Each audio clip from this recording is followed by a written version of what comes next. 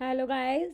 सो आज के ट्यूटोरियल में मैं आपके साथ डिस्कस करने जा रही हूँ करींग फंक्शंस का कंसेप्ट। ये जावा स्क्रिप्ट में बहुत ही इम्पॉर्टेंट टॉपिक है, इंटरव्यू पॉइंट ऑफ व्यू से भी और बेसिक अंडरस्टैंडिंग के लिए भी।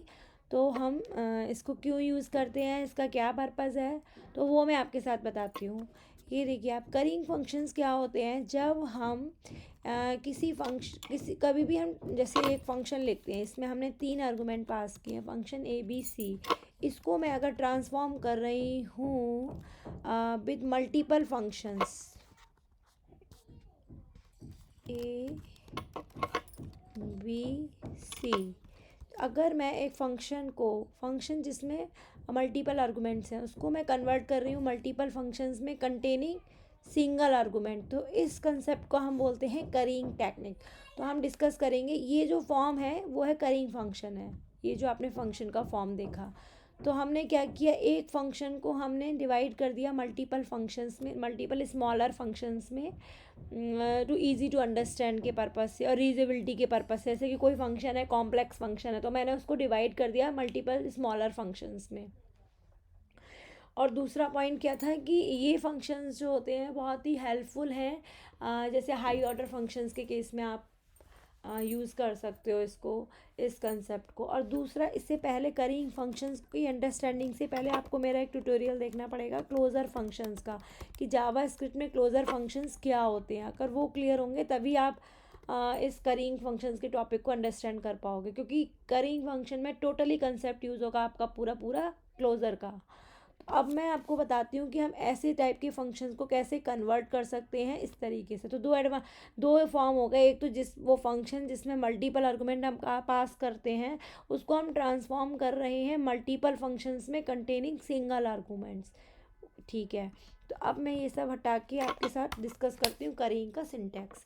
ऐसे जनरली अगर मुझे सम लिख करना है, ठीक है, तो मैं क्या करती हूँ, 3 पैरामीटर अगर मेरे को पास करें तो मैं यहाँ पर क्या करूँगी, रिटर्न करा दूँगी।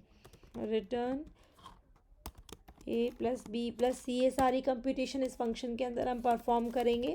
एट लास्ट मुझे आउटपुट मिल जाएगा सम का 1, 2, 3, अभी मैं सैम्पल ले रही हूँ।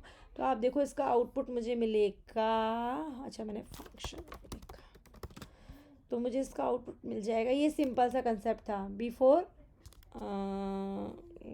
करींग फंक्शन। ठीक है, अब मैं इसी फंक्शन को कन्वर्ट करूँगी करींग में। कैसे करेंगे, अब ये फंक्शन है एक सम जिसमें मैंने 3 आर्गुमेंट पास किए थे। तो अब मैं करींग बनाने के लिए मैं क्या करूँगी, एक फंक्शन लेती हूँ। चलो, आप जिसको मैंने सम ले लिया, इसमें मैं पास करूँगी 1 पैरामीटर। अब इसमें मैंने बताया था आपको मुझे यूज़ करना है क्लोज़र का, पर मैंने क्या किया, एक फंक्शन लिया है जिसमें मैंने दूसरा पैरामीटर पास कर दिया। क्या होता है इसमें, ये जो क्लोज़र फंक्शन होते हैं वो एक आर्गुमेंट लेते हैं और रिटर्न कराते हैं एक फंक्शन को। The closure function takes 1 argument and returns a function that is expecting another argument. तो अब मेरे को यहाँ पर ए मिल गया। अभी लेक्सिकल स्कोप है इसका, तो यहाँ पर मुझे ए भी एक्सेस हो जाएगा और बी तो होगा ही होगा। किसी लेक्सिकल स्कोप क्या होता है कि मुझे इस फंक्शन का लेक्सिकल स्कोप ये है, क्योंकि मैं इस फंक्शन के अंदर इस फंक्शन के बाहर के वेरिएबल को, जैसे ये बाहर ए जो है वो बाहर का वेरिएबल है, इस फंक्शन से बाहर का है, तो उसको मैं एक्सेस कर सकती हूँ यहाँ। तो ये इस फंक्शन का लेक्सिकल स्कोप हो गया पूरा। तो मैं अब यहाँ पर एक फंक्शन और लिखूँगी, वो रिटर्न कराएगा। अब मैंने इसमें भी एक पैरामीटर पास कर दिया सी, ये एक्सपेक्ट करेगा, और यहाँ पर हम रिटर्न कराएंगे 10 a+b+c। यहाँ पर ये लेक्सिकल स्कोप के अकॉर्डिंग ए बी सी तीनों वेरिएबल्स इस फंक्शन के अंदर मुझे एक्सेस होंगे। ये एनोनिमस फंक्शंस लिए हैं क्योंकि मैं यहाँ पर इनको यहीं पर यूज़ करने जा रही हूँ। अच्छा, अब आप देखो यहाँ पर ये बन गया हमारा करींग फंक्शन का सिंटेक्स। अब मैं इसको कैसे कॉल करूँगी, जैसे कि मैंने बताया था करींग फंक्शन, ये तो नॉर्मल फंक्शन था जिसको मैंने ऐसे कॉल किया था। अब मुझे करींग फंक्शन को कॉल करना होगा, तो मैं इसमें एक ही पैरामीटर पास करूँगी। जैसे मैं दिखाती हूँ, सम, इसमें मैंने पास किया एक पैरामीटर ए। अब ये क्या रिटर्न कर रहा है, एक फंक्शन को, जो कि ये पूरा फंक्शन है, राइट। और इसको मुझे क्या पास करना है, एक पैरामीटर और पास करना है, बी पास कर दिया मैंने यहाँ। अब ये क्या रिटर्न कर रहा है, फिर से एक फंक्शन रिटर्न कर रहा है ये पूरा। तो ये इसमें मेरे को क्या एक्सपेक्ट कर रहा है, ये फिर से एक पैरामीटर एक्सपेक्ट कर रहा है सी। तो इस तरीके से हम करेंगे फंक्शन को कॉल करेंगे। अब ये ए बी सी की बजाय मैं फिर से यहाँ पर वैल्यूज़ ले लेती हूँ, ए बी सी सीन ले लिया और इसको मैं यहाँ पर कॉल कर रही हूँ कंट्रोल वी। अब आप देखो इसका आउटपुट क्या आता है और हम यहाँ इसको कमेंट कर देते हैं। देखो आप आउटपुट आ गया इसका 6। कैसे आया देखो आप, मैंने एक सिंपल से फंक्शन को कन्वर्ट कर दिया करिंग फंक्शन में, ठीक है।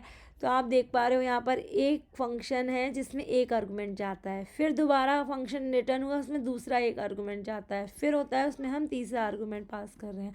तो ये करिंग फंक्शन ये होते हैं, इसमें हम एक आर्गुमेंट पास करेंगे और जो कि रिटर्न करेगा एक फंक्शन जो कि एक्सपेक्ट करेगा एक आर्गुमेंट को। तो यहाँ पर मैंने ये क्लोज़र फंक्शंस का कंसेप्ट यूज़ किया है।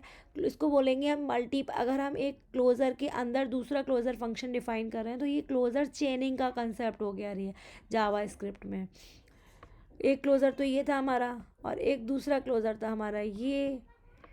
तो यहाँ पर क्लोज़र चेनिंग का कंसेप्ट था। तो ये होता है अपना करिंग फंक्शंस। करिंग फंक्शंस के मैंने एडवांटेजेस तो डिस्कस कर ही दिए आपके साथ में। एक ये भी है कि अगर हम सेम वैल्यू को मल्टीपल टाइम्स पास करना भी अवॉइड कर सकते हैं with the help of currying function.